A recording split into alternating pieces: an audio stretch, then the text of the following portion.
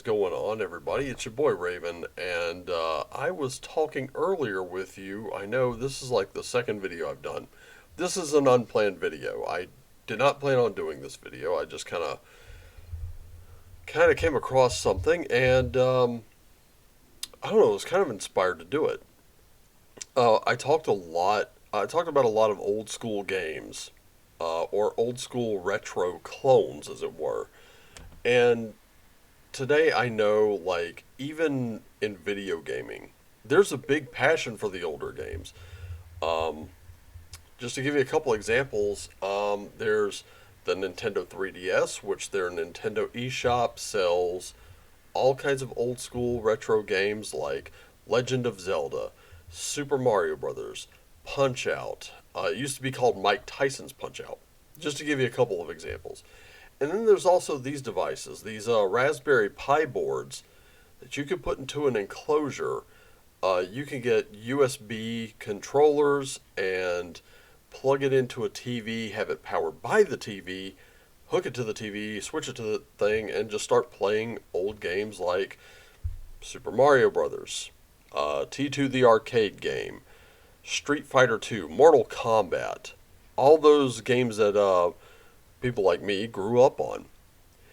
And all in this little package. It's about the size of a credit card, really. So there really is a passion among certain circles for old school games.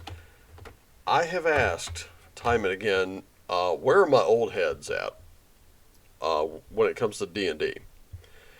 And I'm asking because there is one book that I think everyone needs to be checking out.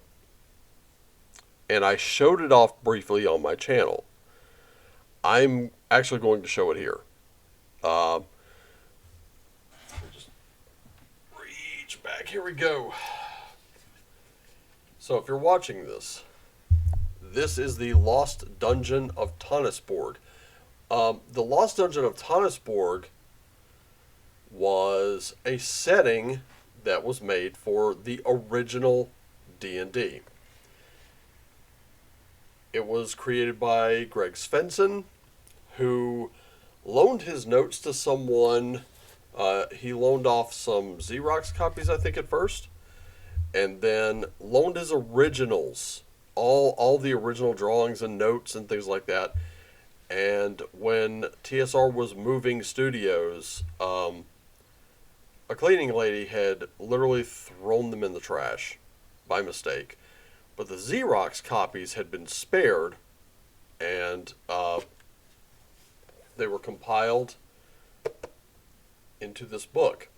This is a mega dungeon that was built specifically with Blackmoor in mind. And some of you who are familiar with D&D history know there were two settings for the original Dungeons and Dragons. There was Greyhawk, which that's what Iron Falcon is. Greyhawk, essentially. Just the rules. And then there was Blackmoor, and this was for the Blackmoor setting. So Gary Gygax had the Greyhawk setting. Dave Arneson, of course, wrote the Blackmoor setting. This book coincided with a movie called Secrets of Blackmoor, which you can view on Vimeo. Preferably rent it and view it on Vimeo. Or you can also rent and view it on Amazon Prime. I do highly recommend this movie because again, it's called Secrets of Blackmoor. I will be linking that in the description below. Also linked in the description below will be a Kickstarter, because RPG Pundit did a review on this book, and he said, there's just one problem with this book: you can't get it.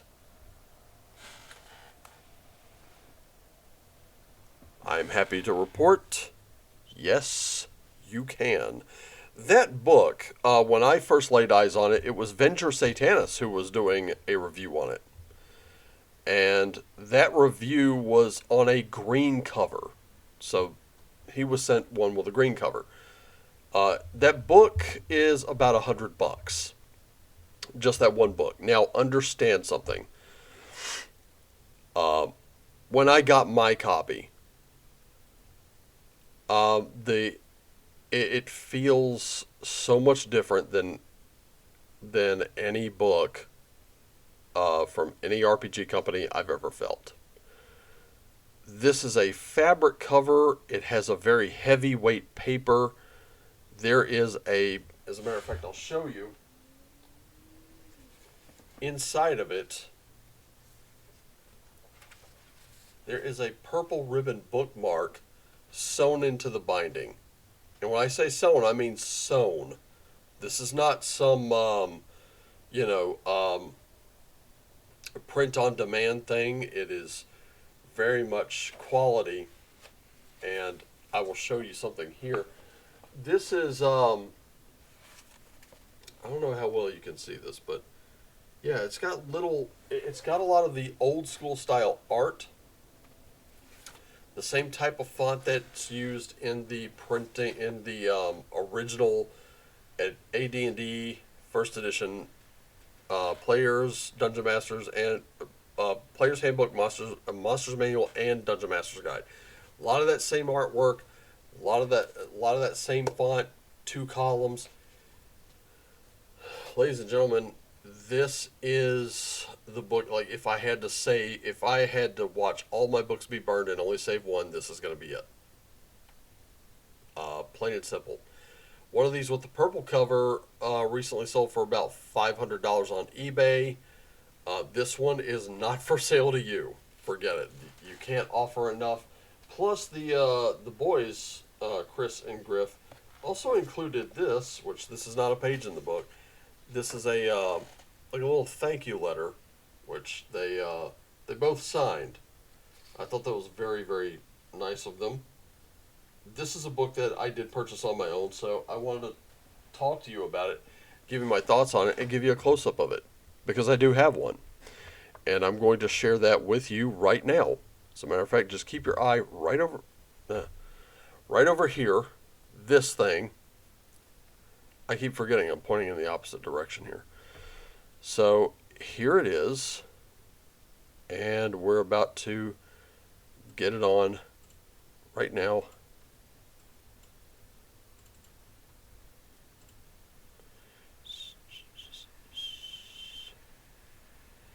Where did it go? There it is. Boom. Okay, there you go. Right there. Very first part of the table of contents. Look at this. We've got a door handle over here with "Pull me, good stuff in here." We've got a warrior wearing a Vestfold General Store branded shield. This particular book requires you to have a certain sense of humor.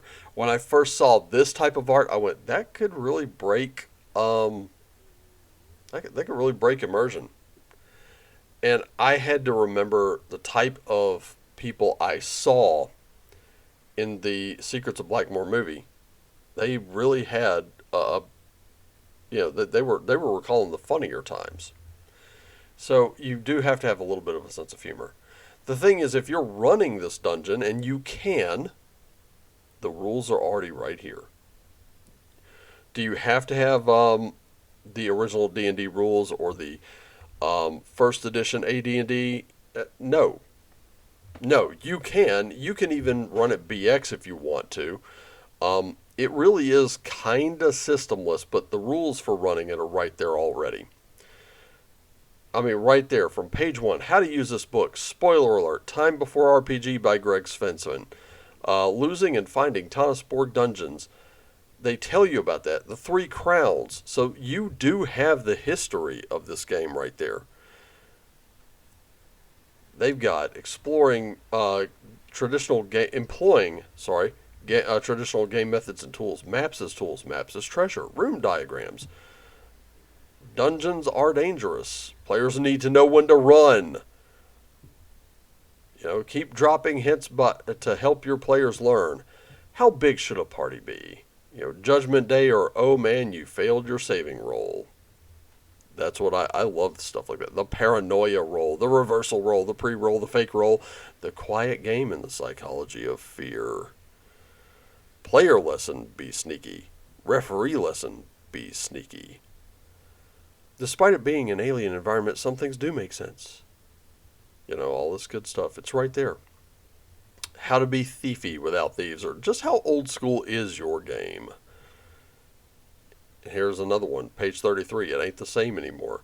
Let's go down. I think I'm at. Let's go to 33. Nope, I don't have page 33, but I do have a few sample pages. Lock picking and lock traps. Fleshing out Tonisborg's architecture. Room and corridor traps. A trap or ambush battle. How to be thiefy without thieves, or just how old school is your game. Thieves as a class unto themselves was a concept initially explored by Daniel Wagoner in California and soon broadly introduced to the game by Gary Gygax.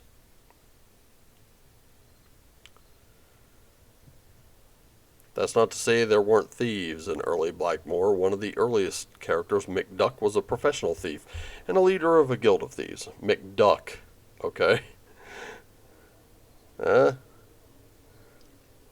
Preying on the town's merchants' monopoly that was controlled by original player Dan Nicholson. For McDuck and other characters with other professional leanings, their skills were a matter of their background and might or might not give them a better chance at doing something thiefy. I hope you're looking at this, ladies and gentlemen. I really do, because this is what it's like. When you go into the old school books, this is what it was like. If you haven't seen the first edition, DM's Guide, Player's Handbook, or Monster Manual, this is what it was like. And this is what it is like. When you hold this, you are looking back into history. This is something like, look at this. These are just parts of the, I don't know if, is this the first, I think this is the first level here. Nope, level 6, my bad. Tonisborg, level 6. And then there's an entire index here. Just stuff you can look up. List of tables. There are tables in here. Tables you can roll on.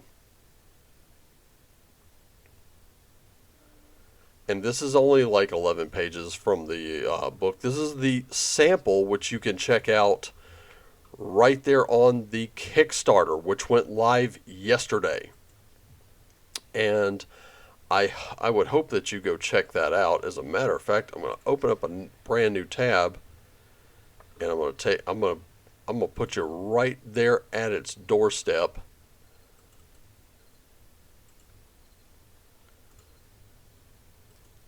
I'm actually going to drop that link in the description below too. So here it is.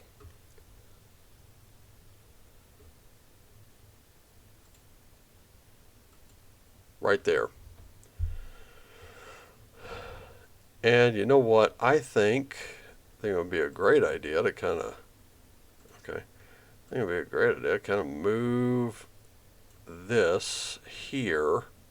Let's play the video. Let's have a look, because I think we ought to check that out, and then we'll kind of call it a day. I'll give you my opinions after that. So let me just go over here and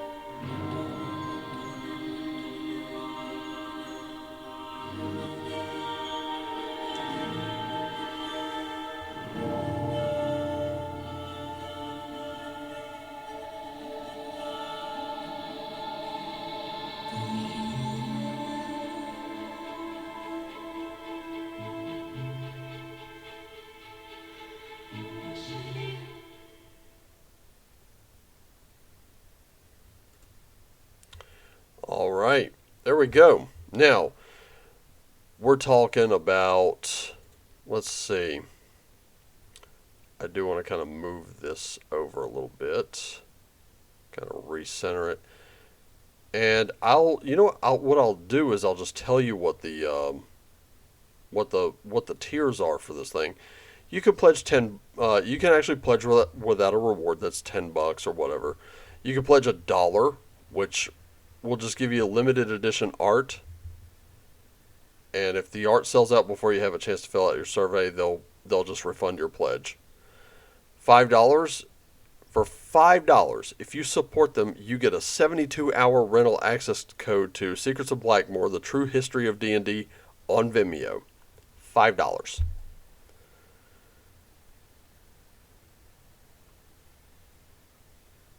$60 will get you the soft cover Tonisborg book, which is first edition, first printing, and the video. $100 will get you the very one I have, first edition, second printing, and of course the video. $140 they will. It looks like this is first edition, second printing, so the hardcover. You'll get the soft cover, and then you'll get the video. That's for $140. $550 or more, you get the royal purple cover. There were only 170 printed. They have 4 remaining from the first printing. Actually, let me take that back. 2 left of that one. $3,000 or more, you'll get a black cover. Boy, don't I wish I had that. They were given only to the people who worked on the book. There's only one left of 30 made. The Tonisborg book, quick ship, that one's over. That one's no longer available. They sold out of that one. That was about $100. 80 people snatched that up. So far, this Kickstarter is doing well. Don't worry. They have done $13,834 of their $5,000 goal. But there are still 29 days to go. Griff Morgan is talking about a second movie. And personally, my opinion is back this project. If you back no project at all, this is the one to back. I mean, my book came, I have it, it's right here in hand. It's an amazing book. Like I said, when you hold this book in your hands, the minute I had it, I hadn't even opened it yet. It felt like being magically transported back in time. Now, I grew up on second edition, so I didn't know anything about this. But this is completely different. I'm telling you right now, I wish I could just... Right now, I wish I could put this book in your hands. If I could put this book in your hands right now and let you flip through it, I guarantee you would be amazed at its quality. And this is one of the absolute best quality books you can get today. And I mean, you saw the trailer. The trailer says you can play it with any RPG system. So put Savage Worlds to it. Put it to your D&D 5th edition game. Seriously, play D&D 5th edition using this mega dungeon. All right, like, take your friends, throw them into this mess, and watch what happens. And you don't have to tell them about it. You can just do it. My personal favorite thing was a lot of the DM advice they give. A lot of the DM advice is very, this is us going to our predecessors and learning from them. Being able to think of things on the fly, being able to expect the unexpected. Sometimes you just have to roll with it. I just posted another video on my social media feed about a guy who wasn't expecting his players to do something. And it created this massive inside joke that he just decided to share with us all. And it was hilarious. Things like that can happen. You can form lasting bonds over something like this. And that's why I highly recommend it. This, out of all the books I've ever recommended, this one I recommend the most. And if you're already downloading something free like Basic Fantasy or Osric, guess what? You've already got a leg up on the game. If you can't afford to back it, at least, promote this, get the word out. Let those in your circles know that Tonisborg has been unearthed, and it's happily making a return. All right, that's it for me. Thank you so much for tuning in. Thank you so much for sending out the word. Just remember, love you all. Take care of yourselves and each other. Always play what lights you up, and as always, play on.